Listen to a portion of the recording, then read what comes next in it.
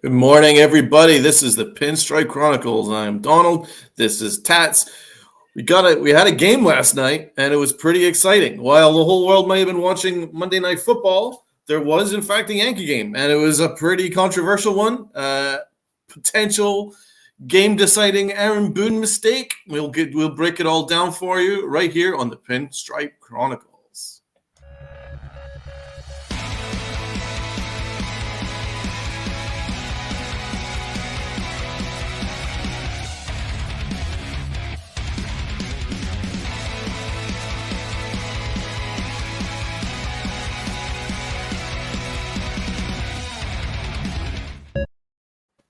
So, Tats, how are you this morning?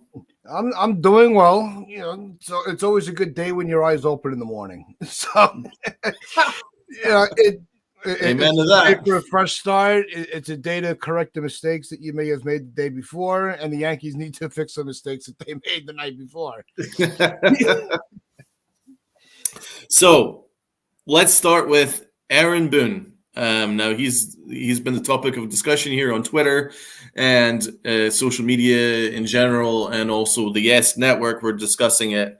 10th inning, Aaron Judge gets deliberately walked, and that helped the Blue Jays win because they didn't want to pitch to the Aaron Judge. But on the other side of the coin, Aaron Boone made the odd decision of not pitching around Vlad Guerrero. And in fact, he walked Kirk in order to set up facing Guerrero, and that's quite a controversial decision. What were your thoughts? Boone just wanted to go home. No, it's Vlad is one of those guys where he's got the aura of that player that can hurt you in any moment, right? Right. And the AL East in general have some really good back and forth games throughout the season. Right? They play each other tough, regardless of where they are in the standings. When you have the game on the line, you were unable to capitalize on Judge coming up in the extras. You can't let them capitalize on their star making the impact. Right. And that's where Judge went. That's where Boone went wrong. You have to pitch him very carefully if you're going to pitch to him. It's Kirk is not having a bad year. The guy was an all-star. So he's coming into his own this year as a catcher for the Blue Jays. So you want to be a little careful with him. Kirk puts a lot of good at bats together. We saw that yesterday. It was highlighted that he can be very patient at the plate. So you picked your poison between Kirk and Vlad, and it just didn't work out. I don't know what they were planning on here. I mean, obviously Kirk was on deck, but Vlad is Vlad. It's really strange. I think you take your chance with Kirk every time, and to face Vlad Guerrero, who is, one of the premier hitters in all of baseball, is very difficult to comprehend. So I'd welcome all our viewers in the chat just to fire off your thoughts on what Aaron Boone did there, man. It was odd. I think even the Yes Network were discussing it. It was a slightly weird decision to make. Kirk is an excellent hitter, but come on, it's Vladimir Guerrero. It's not Vlad Guerrero. Yeah. You walk Guerrero in that spot and face Kirk, and take your chance that way. I'm not saying that would have solved the issue, but you don't want to give Guerrero the chance to beat you. You really don't. Considering on the other side of the coin, Toronto didn't want Aaron Judge to beat us, and they pitched around him. So I don't really understand Boone's thinking, and this is what my my concern is going into the postseason. Aaron Boone's late game moves are all, in tight games, you need your manager to be right on the ball. You need Yeah. your manager to make the right call, the right tactical call to win you a game. Is he the type of manager to do that? I've been having that issue for the last couple of years now. I've not seen anything like that where he can turn a loss or a tie or in a tie game to a victory. He's not shown me the proclivity to be a tactical manager. I think he's good just in terms of keeping the locker room switched on. He's good at getting guys motivated. He's good at all these things. But when it comes down to late game calls, he's not very good. No. And we have our first comment of the day, and it's from our friend Spence. And I think the Yankees are in a situation where, without a definitive closer situation like last night, it's going to happen. You can't plan for this, especially in extra innings. Well, let's take the fact that it was a tie game, so you really don't, you would have already used your closer, or you would not have had him in yet until you had a lead. So that's part of that. That's part of that equation, and you're already at that point 0 for 8. MH, thank you, man. 0 for 8 with runners in scoring position. It should not have come down to that extra inning. It really shouldn't. You cannot have where you're on the verge of putting everything together, like we talked about yesterday. This team looked like everything was starting to click, and they were playing the way that they've been expected to play. And then you go out last night, you put up 2 runs quick. You're like, all right, the offense is just going to, is going to give support to the pitching staff, and then they all went cold. So it should never have come down to what Boone decided to do in the extra innings. But what I'll also say regarding Elliott's comment is Toronto seemed to plan ahead. They were like, I don't want to face Aaron Judge. And it worked for them. So, you can't predict what's ever going to happen in extra innings, but you can certainly put yourself in the best position to succeed. Yeah. And I don't think Aaron Boone put the Yankees in the best position to succeed. I don't think there's any argument when you decide, I'm going to face Vladimir Guerrero, that you're actually putting your team in the best position to succeed. You can't just use, we don't have a closer, we're in extras, it's a crapshoot as an excuse, because you got to win whatever hand is being dealt to you. And Aaron Boone, as I've said for the last couple of years, he's fine in some aspects, but in terms of in-game management, it's not his forte at all. It really isn't. No, and that's been an issue for Boone for a long time. Pretty much his whole tenure as the manager is his in-game decisions are sometimes very questionable. Sometimes it works, sometimes it doesn't. MH, if you guys still had King, would he be the most reliable pen option in the playoffs? The way he was pitching when he got hurt, absolutely.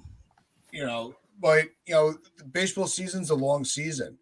Not that you expect him to fall off a little bit, but the way that he was pitching, it does give you optimistic views that the pen would be a little more stable in the 8th and 9th. Agreed. It's not his forte for sure. But yeah, welcome all the comments. Thank you so much, MH. That's awesome. What were your thoughts? And you were listening to the game. What was John Sterling saying at the time? He's one of those, I hope this doesn't bite us in the ass type of move. And it did. It's one of those, do you question the strategy of, why would you not, like the same point that you made, they took the bat out of Judge's hands. We should have done the same thing to their big hitter. Exactly. And, even though they just like us, because the lineups are very equal between the Yankees and the Jays. They have weaknesses in it, but they do have a lot of guys that can really hurt you. If you make one mistake, 1 through 9, you're gonna get hit. Yeah, so, Boone Bichette, Kurt, Guerrero, all excellent hitters. There's no Yeah, question about it. Hernandez, Teoscar is another Yeah. good, very, very tough at bat. So it really was a pick your poison, and it was just one of those. It was damned if you do, you damned if you don't. Yeah. So, if he's not, um, if he's not having his best game, It's not what? if he's not having his best game, you would Yeah. pitch to him. If he's already he just looks lost at the plate. But it's also Vlad has that niche for coming through in the clutch late in games. Mm-hmm. So Boone, he loves those blinders so much. He should be remembering that and not allowing him to beat him. So, how would you have managed that scenario instead? Obviously, because what Aaron Boone didn't work. How would you have played it? I would have walked Vlad and gone after Kirk. There's Mm-hmm. no way. There's no way around it.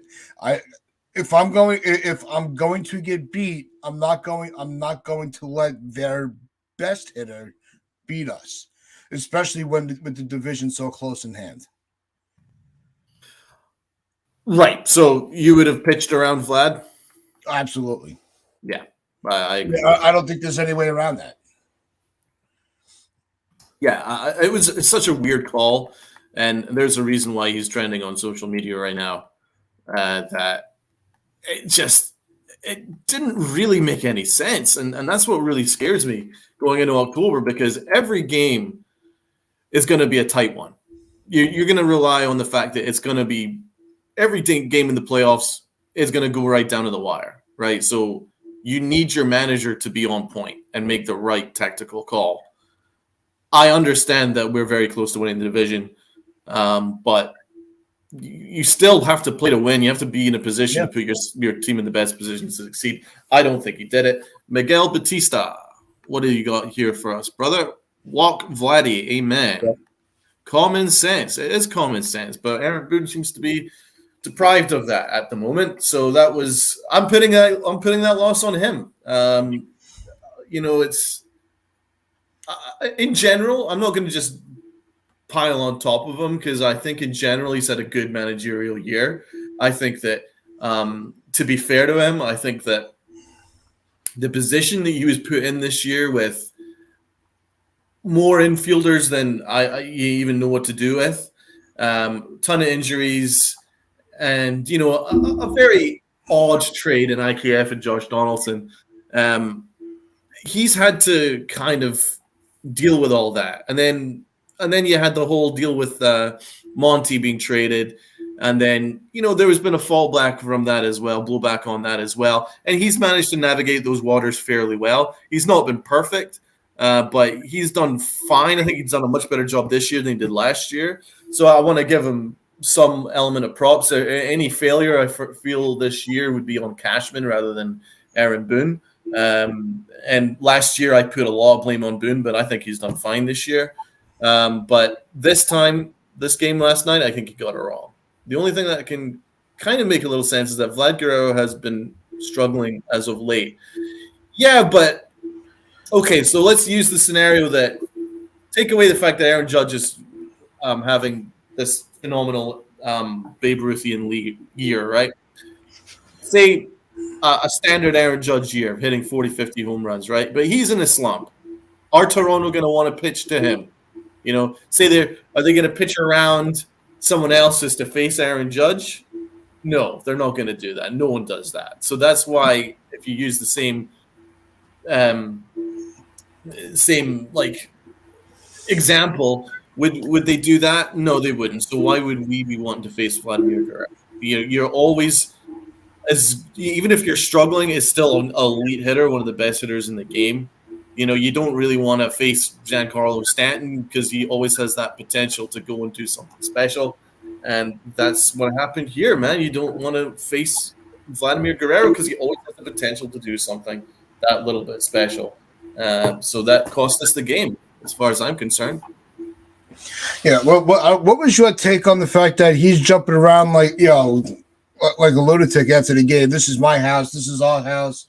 You know, those antics come off as kind of a which is almost literally because of the standings, like a second place Yep, mentality. it's a second rate mentality, but he's been doing this all year long. Yeah. And what I'll give credit to the Yankees is that they don't react to it. They just go and play their game, and the fact that, and you just look at the standings. The standings tell you where the two teams are, so they can laugh, they can laugh it up or whatever. They can talk themselves up all they want, but the louder you talk doesn't necessarily mean the better you play, and the more you win. The two things don't go hand in hand. They're not mutually exclusive. So I think that he's a big talker, and that's fine. That's a lot of it is the modern game. He's a younger guy, younger generation. They kind of do these kind of things. They're not too worried about the old school unwritten laws of baseball. But I'll tell you what, I wouldn't subscribe to that. I never have. I've always been a guy from the Tom Coughlin of the New York Giants head coach mentality. You shut up and play. Shut up and play is very much my mentality. I've always been like that as a Yankee fan. I don't want my Yankee players doing that until they've earned it. And that means having a pennant, and then you can celebrate. But if you're 8 games back and then you steal one win, you don't be jumping around going, "This is my house." No. It's stupid. It really is. It's stupid, stupid. Like even when the Yankees, if they have the big walk off, they celebrate at the plate, and then they go, they do their interviews, and then they go into the locker room. You're not seeing them, running all over the place. So yeah, the Yankees have a little more, contained for that. But this isn't the first time that Vlad has done this against the Yankees, and the last time he did it, it really bit them because they haven't been able to catch us since. That was when, they avoided the sweep and he was jumping around like a lunatic, and we just, like, all right, see you later. We're just going to run away with this division and then try to catch us. Okay, Elliot, the antics don't really bother me. Seeing it from his point of view, they want a big game that affects them, so I can understand it, but it really doesn't bother me. Well, okay, interesting. Listen, it doesn't bother me either. I'm just saying that, as I already said, he's a younger guy, so maybe younger guys tend to have a different mentality than maybe more old school types, so we maybe give him a little bit of a break, but still, it's a weird look. It really is. They haven't earned anything yet to be celebrating like that.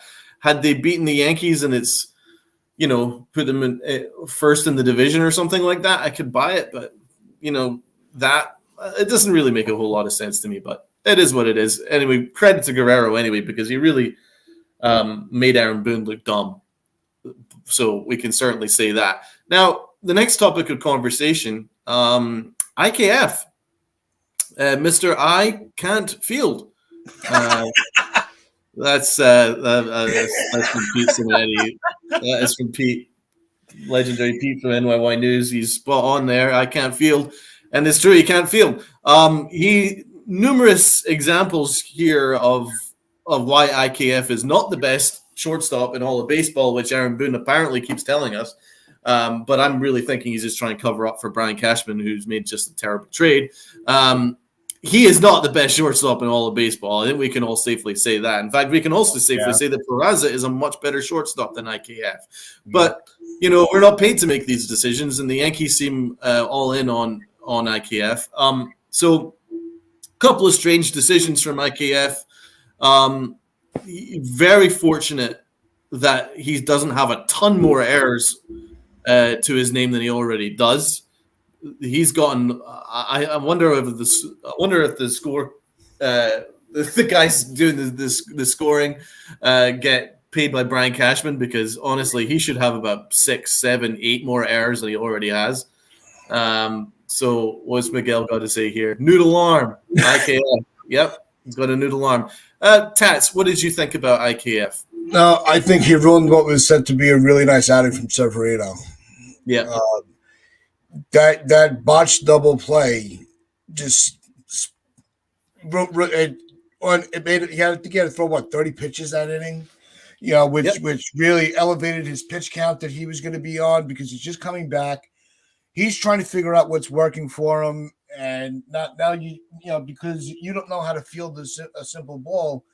That now you took work away from your teammate. You took progress away from your teammate because you fell asleep at the wheel. That's unacceptable. It is because so Vladimir Guerrero smoked it, right? It was 111 miles an hour. Ground ball to short. But IKF, Mr. I Can't Field, bobbled it, right? So that obviously rode off the double play once he bobbled it. However, he still had the play at first. But instead of taking the out at first, he scooped the ball back up. Paused, wondering what I should do. Oh, what am I doing? For an invitation. Oh, I'm all undecided. I want some coffee from Tyone. I don't know what to do. And then he screwed it up, and then it cost us both out. So even cost us the out at first. Guerrero was not a fast runner, but that slight pause allowed Guerrero just enough time to be safe at first. And then Aaron Boone once again defends him. Oh, well, it was hit really hard. I haven't seen a replay. Well, then you should have got plenty of time to recover and make the out. Let's look at the replay here. Come on, be better. There's no accountability around here, man. There really isn't. No, be better. If it was hit that hard, he had plenty of time to make to make the play. It's not like he had a soft grounder where it would have been bang bang. Yeah. Then maybe you don't want to rush the throw. You don't have the right grip on it, so you just put it in your pocket so you don't make an error where now it's second and third. I could understand that. I could accept that mistake. But last night's mistake, unacceptable. Yeah, and then it happened right after. Not a major league shortstop play. No, he isn't. He's not a major league shortstop. He's a third baseman. He's not a shortstop.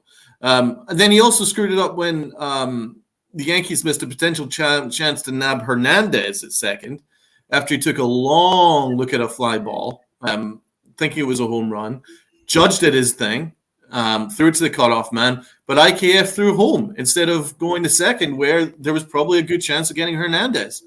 And once again, Aaron Boone defends him. Oh, well, he's a middle infielder. Obviously, he's very loud. You don't really know what play it is. Accountability. Come on. People. Exactly. That's where it's accountability. We all make mistakes in life. Trust me, I know. So you have to limit your mistakes if you want to be taken seriously. Okay? IKF cannot be taken seriously. And no, it's not his fault that he's playing a position that he's not good at. That's on the organization. But you've been shortstop all year. It's not like this was your first game where you get a pass.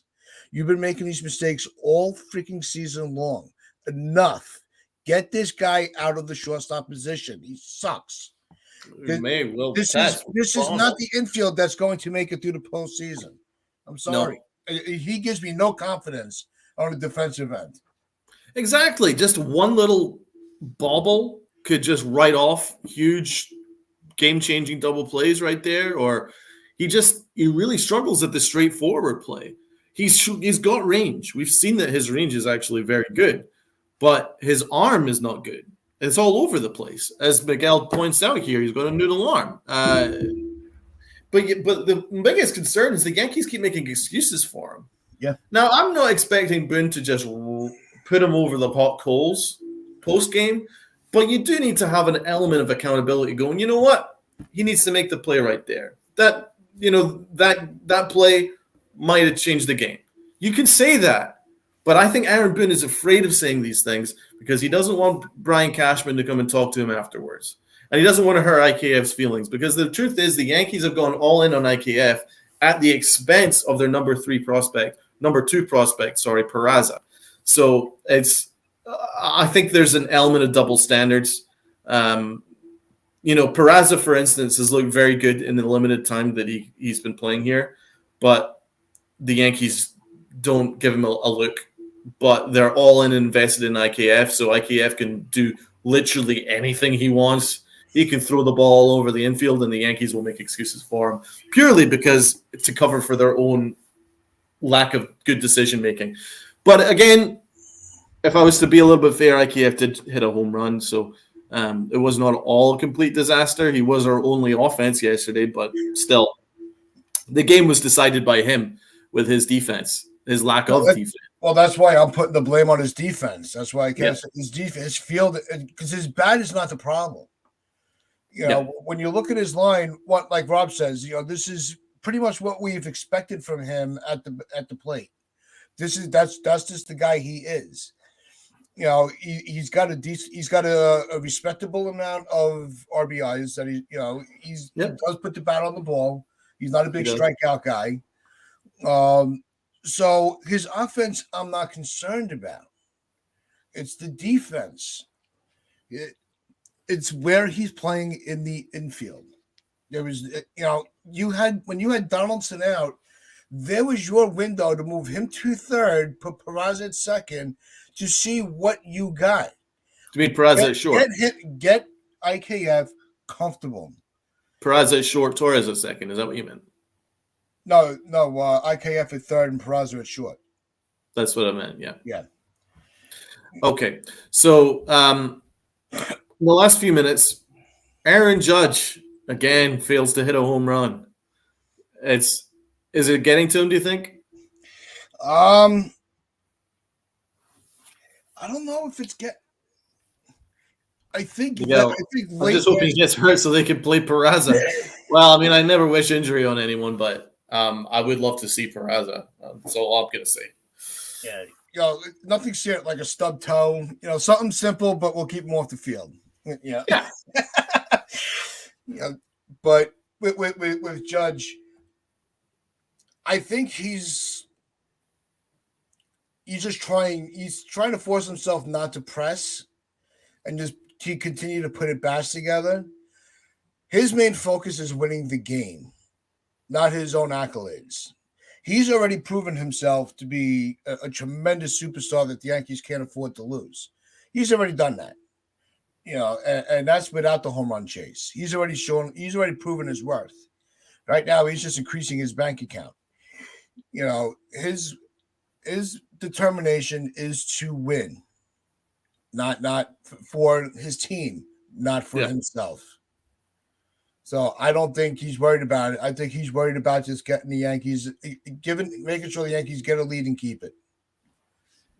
So in the last minute or so of the show, hand on heart, is he hitting a home run tonight? Yeah, I'll say tonight. I think he goes yard. I think it's 6 games now that we've been waiting. We've waited long enough. We've waited long enough. I don't know. It is hard to get that one. Remember what Barry Bonds said in the K-Rod cast? He said that the most difficult one to hit is number 61. Yeah. So I don't know if he gets it tonight. I think he'll probably get it tomorrow, and he breaks the record at home in Baltimore. I still think that's going to happen. As long as he breaks it, then great. I think, as Barry Bonds also said, that he can see him going on a hot streak after he hits that one home run. Yeah. If he can get up to 61, he thinks he's going to hit 5 or 6 in a row after that. I could probably see that, but we'll see. So, I mean, that's what I said yesterday. He's going to hit 61 on the road, and then he'll hit 62 at home. Yeah, I mean, it's in the stars. Let's hope it happens. Yeah. And let's hope that the Yankees make smarter decisions moving forward, because we were obviously – listen, we won a lot of games, so this game is just an outlier. It's not a big deal. We're going to win the division, so we're not overly negative. We just have to be honest when the time comes. Aaron Boone didn't have a great day. IKF really didn't have a great day. But, in general, I think Boone's had a pretty solid year. So that will wrap it up. Let's go, Aaron Judge. Let's see if you can hit the tying home run tonight. And if he does, boy, we're going to be talking about it tomorrow. But either way, we will be here tomorrow and we'll be breaking down the Yankee game. Thanks so much to Miguel, Elliot, MH, and everyone in the chat. And wear your pinstripes with pride and play hard.